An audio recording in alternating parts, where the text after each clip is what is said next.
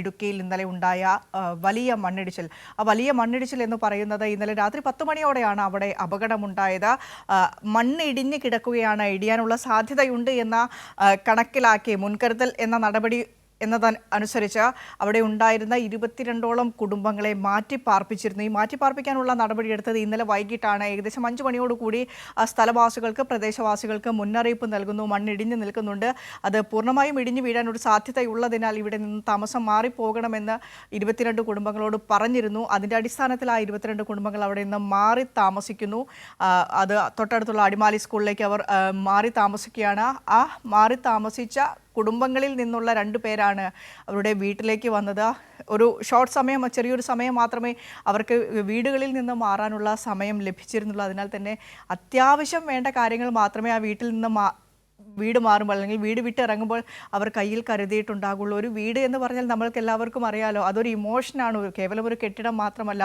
നമ്മുടെ എന്തൊക്കെ കാര്യങ്ങൾ ഒരു വീട്ടിലുണ്ടാകും. അപ്പോൾ പെട്ടെന്ന് വീട് മാറാൻ പറയുമ്പോൾ കയ്യിൽ കിട്ടിയതും എടുത്ത് ജീവൻ രക്ഷിക്കുക എന്നുള്ള രീതിക്ക് മാറിയതാകണം. തിരിച്ച് ആ വീട്ടിലേക്ക് വരാം എന്നുള്ള ധാരണയിലാകണം പലരും മാറിയത്. ഇന്ന് രാവിലെ നമ്മൾ ആ അപകടമുണ്ടായി ഈ സമയം വരെ വാർത്താ ബുള്ളറ്റിൻ കണ്ടിന്യൂസ് ആയി നമ്മൾ ഓരോ അപ്ഡേഷൻസും പ്രേക്ഷകരിലേക്ക് എത്തിക്കുകയായിരുന്നു. അപ്പോൾ അവർ സംസാരിച്ചപ്പോൾ, പ്രദേശവാസികളോടൊക്കെ ജോസിൽ സംസാരിച്ചപ്പോൾ അറിയാൻ കഴിഞ്ഞത് തിരിച്ചു വരാമെന്ന പ്രതീക്ഷയിലാണ് ആ മനുഷ്യന്മാരൊക്കെ വീട് വിട്ട് പുറത്തേക്ക് പോയത്. തൽക്കാലം ജീവൻ രക്ഷിക്കാം, വീട്ടിലേക്ക് തിരിച്ചു വരാലോ. എന്നിട്ട് അത് ഇന്നലെ വൈകിട്ടാണ് വീട് വിട്ട് പോയത്. ഇന്ന് രാവിലെ വന്ന് ബാക്കി എല്ലാ കാര്യങ്ങളും എടുത്ത് മാറാം എന്നുള്ള ധാരണയിൽ ഒക്കെയാണ് ആ മനുഷ്യന്മാർ വീട് വിട്ടു പോയത്. പക്ഷേ ഇന്ന് രാവിലെ അവർ കാണുന്ന ഒരു കാഴ്ച എന്ന് പറയുന്നത് നടുക്കുന്ന കാഴ്ചയാണ്. നമുക്ക് ജോസിലേക്ക് പോകാം, ആ ദൃശ്യങ്ങളിലേക്ക് പോകാം. ജോസിൽ, ഗുഡ് മോർണിംഗ് പറഞ്ഞ് ഞാൻ ആരംഭിക്കുന്നില്ല, കാരണം അതിയേറെ സങ്കടകരമായ ഒരു അവസ്ഥയിലേക്കാണ് ഈ വാർത്ത നമ്മൾ ഇന്നലെ രാത്രി കേട്ടു കണ്ടു. പക്ഷേ ഇന്ന് രാവിലെ നേരം വെളുത്തപ്പോൾ അവിടെ നിന്ന് കാണുന്ന ഒരു കാഴ്ച എന്ന് പറയുന്നത് അതിഭീകരമാണ്. അത്രത്തോളം ഉയരത്തിൽ, ഏകദേശം 50 അടിയോളം ഉയരത്തിൽ മണ്ണിടിഞ്ഞ് നിരവധി വീടുകൾക്ക് മുകളിലേക്ക് വീഴുന്നു. ഒരുപക്ഷെ അവിടെ നിന്ന് ആ മനുഷ്യന്മാർ മാറിപ്പോയില്ലായിരുന്നുവെങ്കിൽ ഇന്ന് രാവിലെ നമുക്ക് പങ്കുവയ്ക്കാനുള്ളത് അതിഭീകരമായ ഒരു വാർത്തയായേനെ.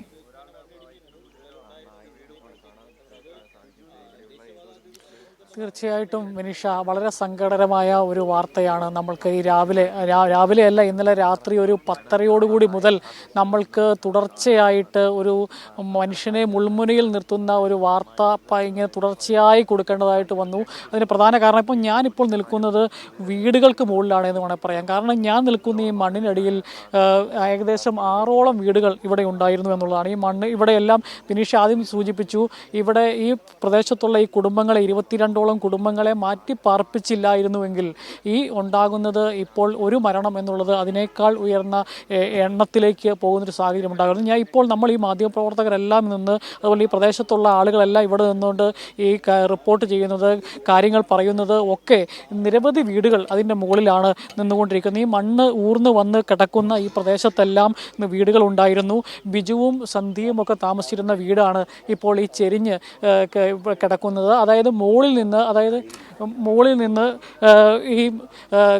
റോഡിൻ്റെ മറു സൈഡിൽ നിന്നാണ് മണ്ണ് ഇടിഞ്ഞ് ഈ വീടുകളെയെല്ലാം ഊർത്തി അങ്ങ് കൊണ്ടുപോവുകയാണ് ചെയ്തത്. മണ്ണ് സഹിതം ഒരു നിന്ന സ്ഥലത്ത് നിന്ന് കുറച്ചുകൂടി മുമ്പിലേക്ക് ഈ വീട് ഊർന്നു പോകുന്നൊരു സാഹചര്യം. കോൺക്രീറ്റിനടിയിൽ കട്ടിലിൽ കിടക്കുകയായിരുന്ന ബിജു നേരെ അദ്ദേഹത്തിൻ്റെ ദേഹത്തേക്ക് ഈ കോൺക്രീറ്റ് പാളി വന്ന് അടിക്കുകയാണ് ചെയ്തത്. ഈ ശക്തിയായി വീട് മുമ്പോട്ട് നിരങ്ങി പോകുമ്പോൾ ഈ സന്ധ്യ കട്ടിലിൽ നിന്ന് പുറത്തേക്ക് പോയിട്ടുണ്ടാവാം. അങ്ങനെ അത് കാലു മാത്രം കട്ടിലിൽ കിടക്കുന്ന ഒരു സാഹചര്യം ഉണ്ടാവുകയും സന്ധ്യയുടെ ദേഹത്തേക്ക് വീഴാതിരിക്കുകയും ചെയ്യുന്നു. അതായത് ഈ കോൺക്രീറ്റ് കാലിൽ മാത്രം വീഴുന്നൊരു സാഹചര്യം. അതുകൊണ്ട് മാത്രമാണ് അവർ രക്ഷപ്പെട്ടത്.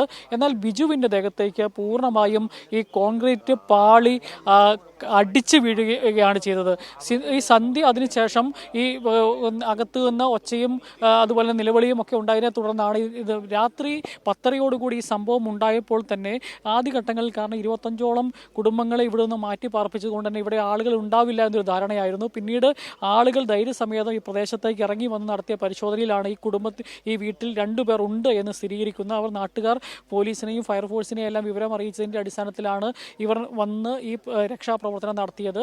അകത്ത് 2 പേർ ഉണ്ടെന്ന് സ്ഥിരീകരിക്കുകയും എന്നാൽ ഇവിടെ നിരവധി വീടുകൾ ഇത്തരത്തിൽ മണ്ണിനടിയിൽപ്പെട്ടപ്പോൾ കൂടുതൽ ആളുകൾ ഉണ്ടോ എന്നുള്ളൊരു സന്ദേഹം ഒരു ഘട്ടത്തിലുണ്ടായിരുന്നു. എന്നാൽ ആ ഇവിടെയുള്ള വീടുകളിലെ ആളുകളെല്ലാം ഈ സ്കൂളിൽ ദുരിതാശ്വാസ ക്യാമ്പിലുണ്ട് എന്നുള്ള വാർത്ത വന്നതോടുകൂടി വലിയൊരു ആശ്വാസം ഉണ്ടായെങ്കിൽ പോലും ഈ 2 പേർ ഈ വീടിനുള്ളിൽ കുടുങ്ങിക്കിടക്കുകയാണ് എന്നുള്ള വിവരമാണ്, സന്ദേഹമാണ് ഉണ്ടായത്. പക്ഷേ ഇവിടേക്ക് വാഹനങ്ങൾ എത്തിച്ചേരാൻ പറ്റുന്നൊരു സാഹചര്യം ഉണ്ടായിരുന്നില്ല. ഹിറ്റാച്ചോ JCB ഒന്നും എത്താനുള്ള ഒരു വഴി ഉണ്ടായിരുന്നില്ല. ഇത് ലക്ഷം വീട് ഉന്നതിയാണ്.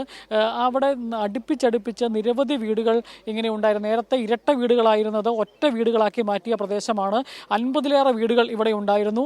അവിടേക്ക് ഈ ഹിറ്റാച്ചി കൊണ്ടുവന്ന് നമ്മൾ ആദ്യഘട്ടത്തിൽ പ്രതീക്ഷിച്ചിരുന്ന പെട്ടെന്ന് തന്നെ ആളെ മാറ്റാൻ പറ്റും എന്നുള്ള, പുറത്തെടുക്കാൻ പറ്റുമെന്നാണ് കരുതുന്നത്. പക്ഷേ അവിടെ ഉണ്ടായിരുന്ന പ്രശ്നം എന്ന് പറയുന്നത് വലിയ കോൺക്രീറ്റ് പാളി ഇവരുടെ ദേഹത്തേക്ക് വീട് കിടക്കുന്ന ഒരു സാഹചര്യമായിരുന്നു. അതുകൊണ്ട് തന്നെ ഹിറ്റാച്ചി ഉപയോഗിച്ച് വലിയ ഫോഴ്സ് എടുത്ത് ഇത് മാറ്റാൻ ശ്രമിച്ചു കഴിഞ്ഞാൽ ഇവരുടെ ജീവൻ അപകടത്തിലാകും, സന്ധ്യയുടെ അടക്കം ജീവൻ അപകടത്തിലാകും എന്നുള്ളത് കൊണ്ട് തന്നെ വളരെ ശ്രമകരമായ ഒരു ദൗത്യമാണ് രക്ഷാപ്രവർത്തക സംഘം, അതായത് കേരള ഫയർഫോഴ്സും അതുപോലെ തന്നെ പിന്നീട് ഇവിടേക്ക് എത്തിയ NDRF സംഘവും എല്ലാം ആ ഒരു വളരെ ശ്രമകരമായ അവരുടെ പോലും ജീവൻ തൃണവൽക്കരിച്ചുകൊണ്ടാണ് ഈ കോൺക്രീറ്റ് പാളിക്കടിയിലേക്ക് ചെറിയ ജാക്കി ഉപയോഗിച്ച് പൊക്കി നിർത്തിയതിനു ശേഷം അവർ അതിനടിയിലേക്ക് ഇറങ്ങി ചെറിയ പീസുകളായി ഈ ഓരോ പീസുകളും കട്ട് ചെയ്ത് മുറിച്ചെടുത്ത് ഈ സന്ധ്യയെ ആദ്യം പുറത്തെത്തിക്കുകയാണ് ചെയ്തത്. സന്ധ്യയുടെ കാലിലേക്ക് ഇത് വന്ന് അടിച്ച് വീണ് കാലിൻ്റെ എല്ലുകൾ പൊട്ടിയിട്ടുണ്ട്, അസ്ഥികൾ ഒടിഞ്ഞിട്ടുണ്ട്, ഒപ്പം തന്നെ മസിലുകൾക്ക് കാര്യമായ തകരാറ് സംഭവിച്ചിട്ടുണ്ട്. അതുകൊണ്ട് തന്നെയാണ് പെട്ടെന്ന് തന്നെ ഇവിടെ ആദ്യം അടിമാലി താലൂക്ക് ആശുപത്രിയിൽ കൊണ്ടുപോയതിനു ശേഷം കൂടുതൽ ഓർത്തോ സംവിധാനങ്ങൾ ഉള്ള ഏതെങ്കിലും സ്പെഷ്യലിസ്റ്റ് ആശുപത്രിയിലേക്ക് കൊണ്ടുപോകാനുള്ള നിർദ്ദേശമാണ് ഡോക്ടർമാരുടെ ഭാഗത്തു നിന്നുണ്ടായത്. അതിൻ്റെ അടിസ്ഥാനത്തിലാണ് രാജഗിരി ആശുപത്രിയിലേക്ക് അവരെ മാറ്റിയിരിക്കുന്നത്. പിന്നീട് ബിജുവിന് വേണ്ടിയുള്ള പുറത്തെടുക്കുന്നതിന് വേണ്ടിയുള്ള ശ്രമമാണ് നടത്തിയത്. അകത്തേക്ക് കയറി അദ്ദേഹം കട്ടിലിൽ തന്നെ കിടക്കുന്ന അവസ്ഥയും അദ്ദേഹത്തിലേക്ക് കോൺക്രീറ്റ് പാളികൾ വന്ന് വീണ് കിടക്കുന്ന അവസ്ഥയാണ്. ആ ഒരു സാഹചര്യത്തിൽ അദ്ദേഹത്തെ പുറത്തെത്തിക്കുന്നതിന് വേണ്ടിയും വലിയ ശ്രമം നടത്തി. പക്ഷേ ആ രക്ഷാപ്രവർത്തനം നടത്തുന്ന ഘട്ടത്തിൽ തന്നെ അദ്ദേഹം മണിക്കൂറുകളായി പ്രതികരിക്കുന്നില്ല എന്നുള്ള ഒരു വിവരത്തിൻ്റെ അടിസ്ഥാനത്തിൽ അദ്ദേഹത്തിന് മരണം സംഭവിച്ചു എന്നുള്ളത് ആ ഘട്ടത്തിൽ തന്നെ ഏകദേശം സ്ഥിരീകരിക്കാത്ത റിപ്പോർട്ടുകൾ വന്നു. അപ്പോൾ അദ്ദേഹത്തെ പുറത്തെടുത്ത് ആശുപത്രിയിൽ എത്തിച്ചെങ്കിലും ജീവൻ രക്ഷിക്കാനായില്ല എന്നുള്ള വേദനാജനകമായ ഒരു കാര്യമാണ് നമുക്ക് പിന്നീട് അറിയാൻ സാധിച്ചത്. ഏതായാലും ഇന്നലെ വൈകിട്ട് ഇത്തരത്തിൽ ഈ ദേശീയപാത നിർമ്മാണവുമായി ബന്ധപ്പെട്ട് വലിയ വിള്ളൽ അവിടെ രൂപപ്പെട്ടു. ഇത് ഇന്നലെയല്ല ഇതുണ്ടാകുന്നത്. അതിന് മുമ്പിലത്തെ ദിവസം തന്നെ ഈ വലിയ മണ്ണ് ഉയരത്തിൽ വലിയ അടിക്കണക്കിന് ഉയരത്തിൽ പൊങ്ങി നിൽക്കുന്ന ഈ തിട്ടയിൽ നിന്ന് മണ്ണ് താഴോട്ട് ഊർന്നു വന്ന് ഇവിടെ പ്രശ്നങ്ങൾ ഉണ്ടാകുമെന്നുള്ള നിരവധി പരാതികളുടെ അടിസ്ഥാനത്തിലാണ് ഈ കഴിഞ്ഞ ദിവസം ഈ മണ്ണ് നീക്കം ചെയ്യാൻ ഇവർ ശ്രമം നടത്തി. അതാണ് കൂടുതൽ അപകടത്തിലേക്ക് വലിച്ചു വെച്ചത്. ഈ ഹിറ്റാച്ചി ഉപയോഗിച്ച് മണ്ണ് മാറ്റുന്നതിനിടയിൽ ഇത്തരത്തിൽ